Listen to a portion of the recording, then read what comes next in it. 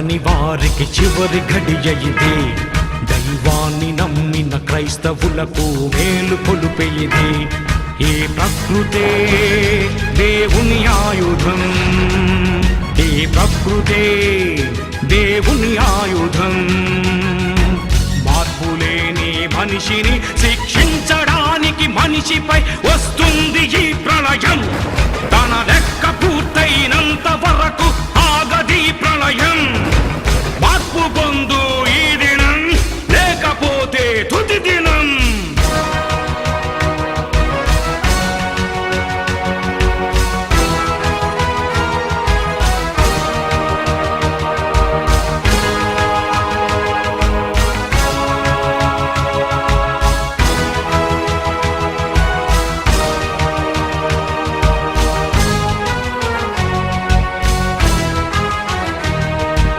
నీతిమంతులు లేకపోతే, పాపులందరూ పెరిగిపోతే ఎంతకాలం మనిషిని భూమిపై ఉంచాలిరా?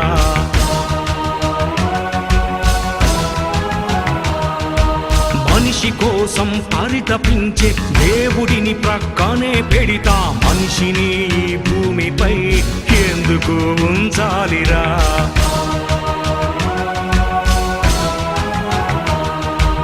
అగ్ని, నీరు, గాలి, నింగి, నేల సారం అనుభవిస్తూ సృష్టికర్తను ధిక్కరిస్తే ప్రకృతే గర్జించదా?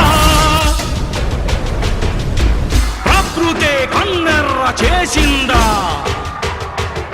పరమాత్ముడే ఉగ్రుడైనాడా? ఈ ప్రకృతే దేవుని ఆయుధం. నీ పాపమే దీనికి కారణం.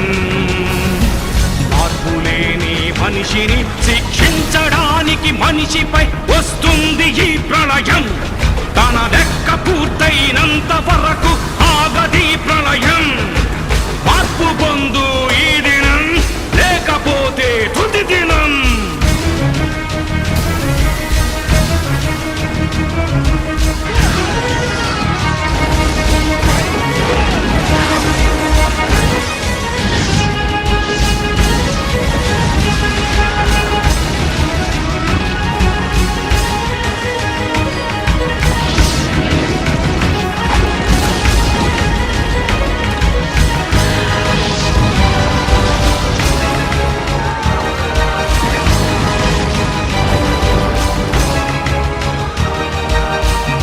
మనిషిని చంపుతుంటే, ఉగ్రవాదం పెరుగుతుంటే, నరుడు మృగముగా మారితే ఎందుకు ఉంచాలిరా?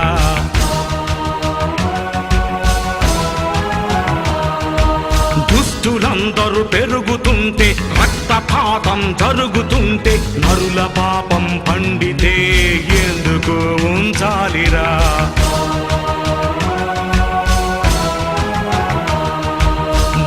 నాదని, నింగినాదని, దేవుడంటే లెక్కలేదని సృష్టికర్తను ధిక్కరిస్తే ప్రకృతే గర్జించదా? పెనుగాలి నాపే దమ్ము లేదు మనుషులెవ్వరికి, జల ప్రళయమాపే దమ్ము లేదు అధికారులెవ్వరికి. ఈ ప్రకృతే దేవుని ఆయుధం. నీ పాపమే దీనికి కారణం. మార్పులేని మనిషిని శిక్షించడానికి మనిషిపై వస్తుంది ఈ ప్రళయం.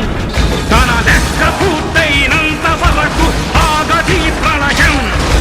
మార్పు పొందు ఈ దినం, లేకపోతే తుది దినం.